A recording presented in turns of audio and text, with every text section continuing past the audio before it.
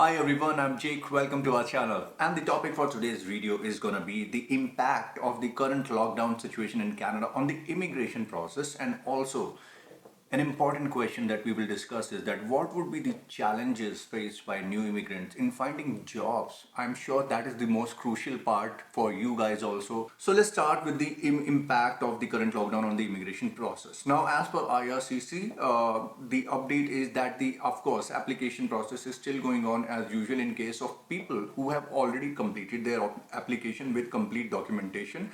In case of new application, if you want to start right now, even those applications will be taken by IRCC. The only information that IRCC gave out is that there will be a delay in the processing of new application because IRCC currently is working with limited staff. But for people whose application is complete, the process would be as usual. Also, in case of people whose application is in the middle, it's not complete, and suddenly everything stopped because of lockdown in their respective country as well.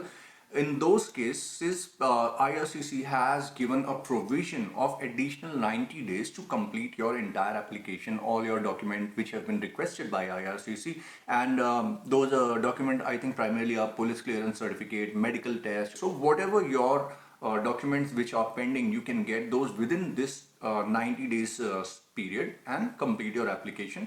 After that, the process would continue just as usual. Also, in case of biometrics, usually the time period is, I think, 30 days, but in this current situation, IRCC has given an extended period of 90 days even for biometrics. All you have to do is fill up a web form. I provide the link in the description for IRCC page. Once you fill up that web form and give an explanation to IRCC about your own country and why, everyone knows the reason why, but you still have to do this formality. Fill up that web form and provide them the information that you are stuck because of this lockdown, and then they would honor your application. Now, in case of people who have already received their COPR and they are restlessly waiting in their home country to come to Canada, the situation for them is that yes, there is a travel ban, but in case of people who have received their COPR, they are exempt from the travel ban. All they have to do is get a medical clearance from their own country that they don't have the infection.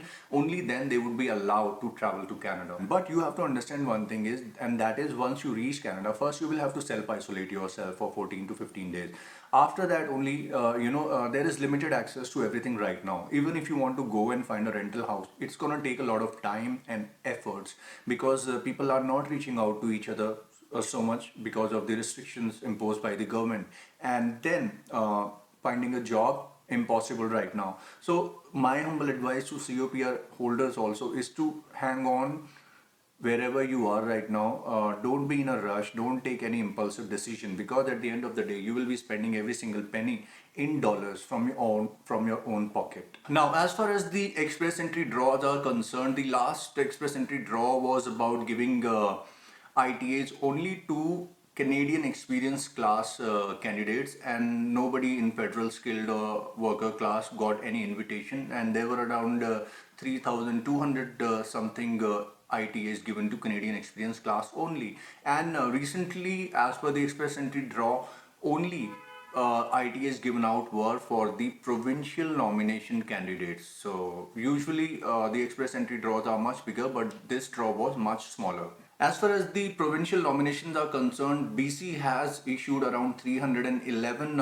invitations to apply through their provincial nomination program. Manitoba has invited around 226 candidates through their provincial nomination program, and Saskatchewan has issued around 205 ITAs to candidates. So those were some basic updates about the immigration process going around. Now, my opinion on, or advice you can say it, is that during this time, it would be better if you start your new application process now, or if you're in the middle of the process, complete it. Because what will happen once this situation gets under control, suddenly there would be influx of applications. Then if you apply at that time, then certainly you will be competing with the larger number of application, and your process would get further delayed. If you start now and utilize this 90 days extension period, by the time the situation gets under control, you would be in a fair position to get your COPR much quicker than starting later.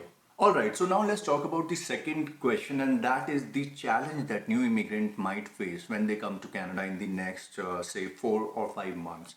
Now, as per the recent update in the job market, In a span of 10 days from March 15th to March 25th, almost 1.55 million Canadians have applied for jobless benefits from the Government of Canada. Government of Canada is offering $2,000 per month for 4 months to people who have lost their job, who have been laid off by their companies, and I absolutely appreciate the Government of Canada for this support given to all of us. Now, in case of people only who can manage their work through home, working from home or online, like me and Demi, we can do a job from home. So only those people have been able to keep their job. Rest, most of the people have been laid off, especially in the field of restaurant or retail, cafes, small businesses. That's why the number is staggering. In fact, now the jobless rate is almost 2 million people. So this number is continuously rising, keeping the current situation in mind. So let's say if you are planning or if you land in Canada in the next 4 months or 5 months, one thing that you have to understand is that you would be competing with all these 2 million or 3 million people who are going to be jobless, because these people are already experienced, they have the Canadian experience. Most of the businesses would like to retain their employees once the business start again. And at the same time, you have to also understand that all these businesses which are going to suffer from loss of revenue during this shutdown period are not immediately going to go all out in investing in new staff or extra staff. They would also start with limited staff, get their hold again, break even with the losses, and then this is my belief, and then only they would be able to go out and invest on new staff or new employees. Because new employee, no matter what your experience is, when you come to Canada, initially you need some kind of training at the job, and that's why all these businesses, when they restart their operation, they would like to retain the experienced staff first and then think about the newcomers. So all of you who are coming in that next 4 to 5 months time, you would be competing with all these jobless people who have Canadian experience. And at that time, you will be spending every single dollar from your own pocket, from your settlement fund. Now, either you plan to immigrate to Canada according to the situation, keeping in mind the job market, and or the second option is that you collect more settlement funds before you think about coming in the next 4 to 5 months, so that at least by the time you find your job, you have the money to survive. Now, this is my opinion from the analysis of this current situation. I could be right, I could be wrong, but this is what I could make out from the current situation as far as the job market is concerned. I would request you guys also to express your opinion in the comment section. Maybe you also have some analysis of this current situation.